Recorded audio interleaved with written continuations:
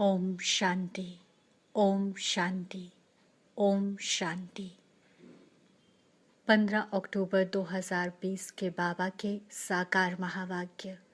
आज की मुरली के 7 मुख्य पॉइंट्स। पहला पॉइंट, ज्ञान सागर बाबा समझाते हैं, बच्चे, मैं जो तुमको ज्ञान दे रहा हूँ पतित से पावन होने का, वह सिर्फ मैं ही देता हूँ, जो फिर प्रायलोप हो जाता है।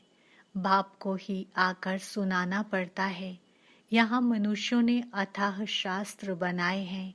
सतयुग में कोई शास्त्र होता ही नहीं, वहाँ भक्ति मार्ग रिंचक भी नहीं। दूसरा पॉइंट, रूहानी बाप कहते हैं, दुख सुख मान अपमान सब बच्चों को सहन करना है, नाजुकपना नहीं। मैं फलाने स्थान पर नहीं रह सकती हूँ, यह भी नाजुकपना है। इनका स्वभाव ऐसा है, ये ऐसा है, वैसा है, ये कुछ भी रहना नहीं चाहिए। मुख से सदैव फूल ही निकले, कांटा नहीं निकलना चाहिए। कितने बच्चों के मुख से कांटे बहुत निकलते हैं, किसको गुस्सा करना भी कांटा है। तीसरा पॉइंट, पवित्रता के सागर बाबा समझाते हैं, श्रीमत कहती है, अपनी आंखों को सिविल बनाओ। काम पर जीत पाने की हिम्मत रखनी चाहिए। बाबा का हुक्म है, अगर हम नहीं मानेंगे तो एकदम चकनाचूर हो जाएंगे। 21 जन्मों की राजाई में रोला पड़ जाएगा। बाप कहते हैं, मुझे बच्चों के बिगड़ तो कभी कोई जान ना सके। चौथा पॉइंट, त्रिकालदर्शी बाप कहते हैं, बच्चे, तुम माथा क्यों टेकते हो? आधा कल्प तुमने माथा भी घिसाया, पैसे भी गंवाए, मिला कुछ नहीं। माया ने एकदम माथा मूड लिया है, कंगाल बना दिया है। फिर बाप आकर सबका माथा ठीक कर देते हैं। पांचवा पॉइंट, ज्ञान सूर्य बाबा समझाते हैं, पहली पहली बात अल्फ की उठाओ। टिक टिक करने से समझ थोड़े ही सकते हैं। बिल्कुल सिंपल रीति और धीरे से बैठ समझाना चाहिए। जो देही अभिमानी होंगे वही अच्छा समझ सकेंगे। बड़े बड़े म्यूजियम में अच्छे अच्छे समझाने वालों को मदद देनी पड़े। थोड़े रोज अपना सेंटर छोड़ मदद देने आ जाना है। छठा पॉइंट, मीठे मीठे बाबा कहते, जैसे आपकी रचना कछुआ सेकंड में सब अंग समेट लेता है, ऐसे आप मास्टर रचता समेटने की शक्ति के आधार से सेकंड में सर्व संकल्पों को समाकर एक संकल्प में स्थित हो जाओ। सातवां पॉइंट, प्यार के समंदर बाबा बोले, लवलीन स्थिति का अनुभव करने के लिए स्मृति विस्मृति की युद्ध समाप्त करो। ओम शांति। अब मुरली सविस्तार। मीठे बच्चे, नाजुकपना भी देह अभिमान है। रूसना, रोना, ये सब आसुरी संस्कार तुम बच्चों में नहीं होने चाहिए। दुख सुख मान अपमान सब सहन करना है। प्रश्न, सर्विस में ढीलापन आने का मुख्य कारण क्या है? उत्तर, जब देह अभिमान के कारण एक दो की खामियां देखने लगते हैं तब सर्विस में ढीलापन आता है। आपस में अनबनी होना भी देह अभिमान है। मैं फलाने के साथ नहीं चल सकता, मैं यहाँ नहीं रह सकता, ये सब नाजुकपना है। ये बोल मुख से निकालना माना कांटे बनना, ना फरमान बरदार बनना। बाबा कहते, बच्चे, तुम रूहानी मिलिट्री हो, इसलिए ऑर्डर हुआ तो फौरन हाजिर होना चाहिए। कोई भी बात में आनाकानी मत करो। ओम शांति। रूहानी बाप बैठ रूहानी बच्चों को समझाते हैं। बच्चों को पहले पहले ये शिक्षा मिलती है कि अपने को आत्मा निश्चय करो, देह अभिमान छोड़ देही अभिमानी बनना है। हम आत्मा हैं, देही अभिमानी बने तब ही बाप को याद कर सकें। वह है अज्ञान काल, ये है ज्ञान काल। ज्ञान तो एक ही बाप देते हैं जो सर्व की सद्गति करते हैं, और वह है निराकार, अर्थात उनका कोई मनुष्य आकार नहीं है। जिसको मनुष्य का आकार है उनको भगवान नहीं कह सकते। अब आत्माएं तो सब निराकारी ही हैं, परंतु देह अभिमान में आने से अपने को आत्मा भूल गए हैं। अब बाप कहते हैं तुमको वापस जाना है, अपने को आत्मा समझो। आत्मा समझ बाप को याद करो, तब जन्म जन्मांतर के पाप भस्म हो, और कोई उपाय नहीं। आत्मा ही पतित, आत्मा ही पावन बनती है। बाप ने समझाया है, पावन आत्माएं हैं सतयुग त्रेता में, पतित आत्मा फिर रावण राज्य में बनती है। सीढ़ी में भी समझाया है, जो पावन थे वे पतित बने हैं। 5000 वर्ष पहले तुम सब आत्माएं शांति धाम में पावन थीं, उसको कहा ही जाता है निर्वाण धाम। फिर कलयुग में पतित बनते हैं, तब चिल्लाते हैं, हे पतित पावन आओ। बाबा समझाते हैं, बच्चे मैं जो तुमको ज्ञान दे रहा हूँ पतित से पावन होने का, वह सिर्फ मैं ही देता हूँ, जो फिर प्रायलोप हो जाता है।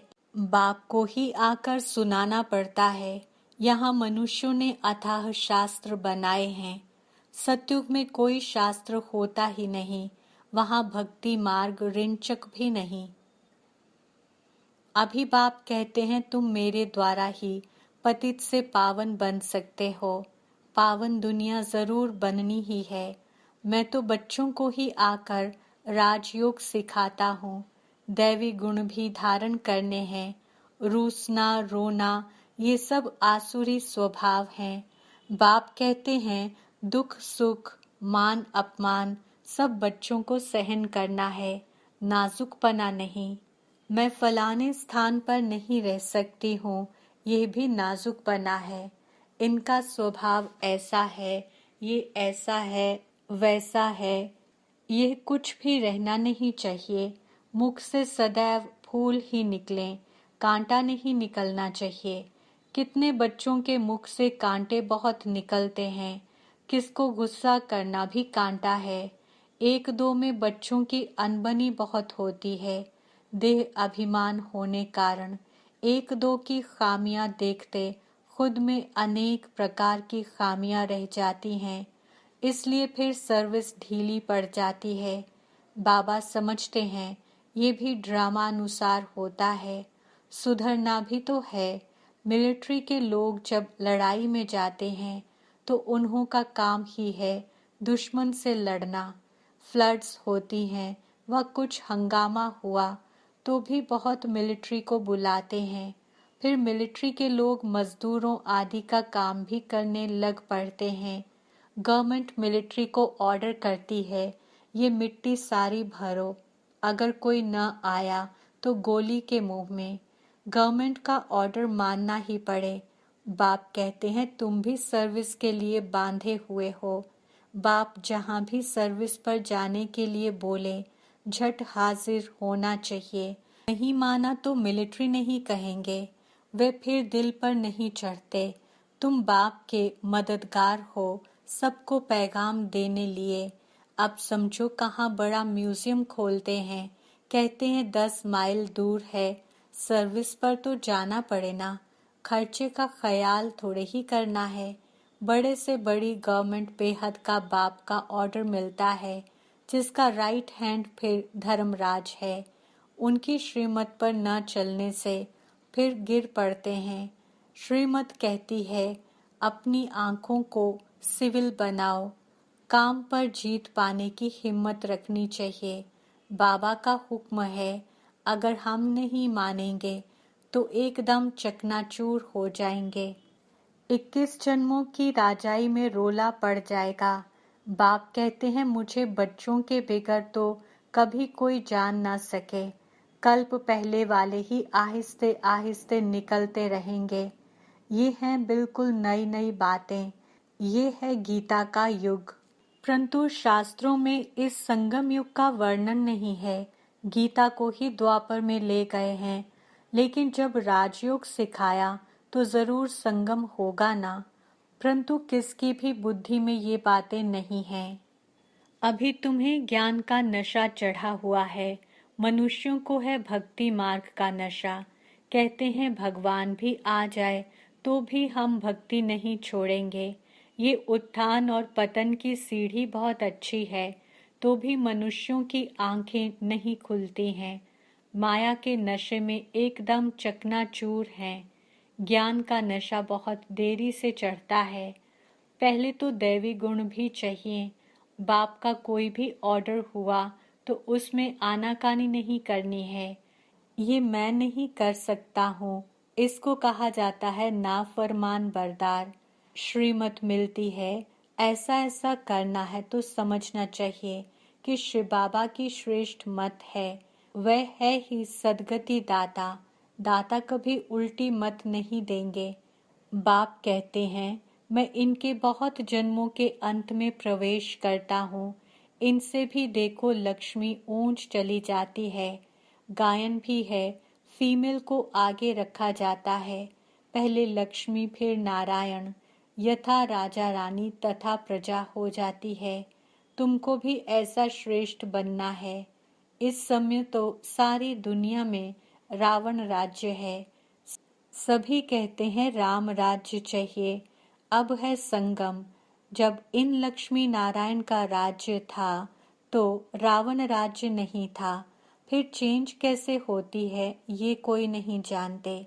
सभी घोर अंधियारे में हैं।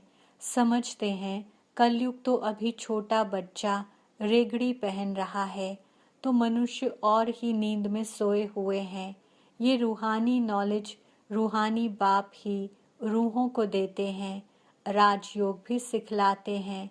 कृष्ण को रूहानी बाप नहीं कहेंगे। वह ऐसे नहीं कहेंगे कि हे रूहानी बच्चों। ये भी लिखना चाहिए। रूहानी नॉलेजफुल बाप स्पिरिचुअल नॉलेज रूहानी बच्चों को देते हैं। बाप समझाते हैं दुनिया में सभी मनुष्य हैं देह अभिमानी। मैं आत्मा हूँ ये कोई नहीं जानते हैं। बाप कहते हैं किसकी भी आत्मा लीन नहीं होती है। अभी तुम बच्चों को समझाया जाता है दशहरा दीपावली क्या है। मनुष्य तो जो भी पूजा आदि करते हैं सब ब्लाइंड फेथ की, जिसको गुड्डी पूजा कहा जाता है, पत्थर पूजा कहा जाता है। अभी तुम पारस बुद्धि बनते हो तो पत्थर की पूजा नहीं कर सकते हो। चित्रों के आगे जाकर माथा टेकते हैं, कुछ भी समझते नहीं। कहते भी हैं ज्ञान भक्ति और वैराग्य। ज्ञान आधा कल्प चला, फिर भक्ति शुरू हुई। अब तुमको ज्ञान मिलता है तो भक्ति से वैराग्य आ जाता है। ये दुनिया ही बदलती है। कलयुग में भक्ति है, सतयुग में भक्ति होती नहीं। वहाँ है ही पूज्य। बाप कहते हैं बच्चे तुम माथा क्यों टेकते हो। आधा कल्प तुमने माथा भी घिसाया, पैसे भी गंवाए, मिला कुछ भी नहीं। माया ने एकदम माथा मूंड लिया है, कंगाल बना दिया है। फिर बाप आकर सबका माथा ठीक कर देते हैं। अभी आहिस्ते आहिस्ते कुछ यूरोपियन लोग भी समझते हैं। बाबा ने समझाया है ये भारतवासी तो बिल्कुल तमोगुणी बन गए हैं। वे और धर्म वाले फिर भी पीछे आते हैं तो सुख भी थोड़ा दुख भी थोड़ा मिलता है। भारतवासियों को सुख बहुत तो दुख भी बहुत है। शुरू में ही कितने धनवान एकदम विश्व के मालिक होते हैं। और धर्म वाले कोई पहले थोड़े ही धनवान होते हैं, पीछे वृद्धि को पाते पाते अभी आकर धनवान हुए हैं। अब फिर सबसे भिखारी भी भारत बना है, अंध श्रद्धालु भी भारत है। ये भी ड्रामा बना हुआ है। बाप कहते हैं मैंने जिसको हेवन बनाया वह हेल बन गया है। मनुष्य बंदर बुद्धि बन गए हैं, उनको मैं आकर मंदिर लायक बनाता हूँ। विकार बड़े कड़े होते हैं। क्रोध कितना है, तुम्हारे में कोई क्रोध नहीं होना चाहिए। बिल्कुल मीठे शांत अति मीठे बनो। ये भी जानते हो कोर्टों में कोई ही निकलते हैं राजाई पद पाने वाले। बाप कहते हैं मैं आया हूँ तुमको नर से नारायण बनाने। उसमें भी 8 रत्न मुख्य गाए जाते हैं, 8 रत्न और बीच में है बाप। 8 हैं पास विद ऑनर्स, सो भी नंबरवार पुरुषार्थ अनुसार। देह अभिमान को तोड़ने में बड़ी मेहनत लगती है। देह का भान बिल्कुल निकल जाए। कोई कोई पक्के ब्रह्म ज्ञानी जो होते हैं उन्हों का भी ऐसे होता है। बैठे बैठे देह का त्याग कर देते हैं, बैठे बैठे ऐसे शरीर छोड़ते हैं। वायुमंडल एकदम शांत हो जाता है और अक्सर करके प्रभात के शुद्ध समय पर शरीर छोड़ते हैं। रात को मनुष्य बहुत गंध करते हैं, सुबह को स्नान आदि करके भगवान भगवान कहने लगते हैं, पूजा करते हैं। बाप सब बातें समझाते रहते हैं। प्रदर्शनी आदि में भी पहले पहले तुम अल्फ का परिचय दो। पहले अल्फ और बे। बाप तो एक ही निराकार है। बाप रचयिता ही बैठ रचना के आदि मध्य अंत का ज्ञान समझाते हैं। वही बाप कहते हैं मामेकम याद करो। देह के संबंध छोड़ अपने को आत्मा समझ मामेकम याद करो। बाप का परिचय तुम देंगे फिर किसको हिम्मत नहीं रहेगी प्रश्न उत्तर करने की। पहले बाप का निश्चय पक्का हो जाए तब बोलो। 84 जन्म ऐसे लिए जाते हैं। चक्र को समझ लिया, बाप को समझ लिया, फिर कोई प्रश्न उठेगा नहीं। बाप का परिचय देने बगैर बाकी तुम टिक टिक करते हो तो उसमें तुम्हारा टाइम बहुत वेस्ट हो जाता है, गले ही घुट जाते हैं। पहली पहली बात अल्फ की उठाओ। टिक टिक करने से समझ थोड़े ही सकते हैं। बिल्कुल सिंपल रीति और धीरे से बैठ समझाना चाहिए। जो देही अभिमानी होंगे वही अच्छा समझा सकेंगे। बड़े बड़े म्यूजियम में अच्छे अच्छे समझाने वालों को मदद देनी पड़े। थोड़े रोज अपना सेंटर छोड़ मदद देने आ जाना है। पिछाड़ी में सेंटर संभालने कोई को बिठा दो। अगर गद्दी संभालने लायक कोई को आप समान नहीं बनाया है तो बाप समझेंगे कोई काम के नहीं, सर्विस नहीं की। बाबा को लिखते हैं सर्विस छोड़ कैसे जाएं। अरे बाबा हुक्म करते हैं फलानी जगह प्रदर्शनी है, सर्विस पर जाओ। अगर गद्दी लायक किसको नहीं बनाया है तो तुम किस काम के। बाबा ने हुक्म किया, झट भागना चाहिए। महारथी ब्राह्मणी उनको कहा जाता है। बाकी तो सब हैं घोड़े सवार प्यादे, सबको सर्विस में मदद देनी है। इतने वर्ष में तुमने किसको आप समान नहीं बनाया तो क्या करते थे। इतने समय में मैसेंजर नहीं बनाया है जो सेंटर संभालें। कैसे कैसे मनुष्य आते हैं जिनसे बात करने का भी अक्ल चाहिए। मुरली भी जरूर रोज पढ़नी है अथवा सुननी है। मुरली नहीं पढ़ी गोया एब्सेंट पड़ गई। तुम बच्चों को सारे विश्व पर घेराव डालना है। तुम सारे विश्व की सेवा करते हो ना। पतित दुनिया को पावन बनाना, घेराव डालना है ना। सबको मुक्ति जीवन मुक्ति धाम का रास्ता बताना है, दुख से छुड़ाना है। अच्छा, मीठे मीठे सिकिलधे बच्चों प्रति मात पिता बाप दादा का याद प्यार और गुड मॉर्निंग। रूहानी बाप की रूहानी बच्चों को नमस्ते। हम रूहानी बच्चों की रूहानी बाप दादा को याद प्यार गुड मॉर्निंग और नमस्ते। धारणा के लिए मुख्य सार। पहली पॉइंट, बहुत मीठे शांत अति मीठे स्वभाव का बनना है। कभी भी क्रोध नहीं करना है। अपनी आंखों को बहुत बहुत सिविल बनाना है। दूसरा पॉइंट, बाबा जो हुक्म करे उसे फौरन मानना है। सारे विश्व को पतित से पावन बनाने की सेवा करनी है, अर्थात घेराव डालना है। वरदान, अपने महत्व व कर्तव्य को जानने वाले, सदा जागती ज्योत भव। स्पष्टीकरण। आप बच्चे जग की ज्योति हो। आपके परिवर्तन से विश्व का परिवर्तन होना है। इसलिए बीती सो बीती कर अपने महत्व व कर्तव्य को जानकर सदा जागती ज्योत बनो। आप सेकंड में स्व परिवर्तन से विश्व परिवर्तन कर सकते हो।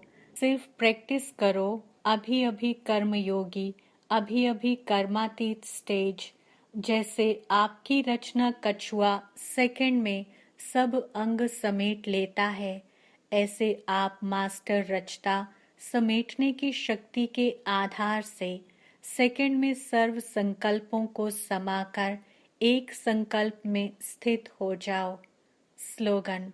लवलीन स्थिति का अनुभव करने के लिए स्मृति विस्मृति की युद्ध समाप्त करो। ओम शांति।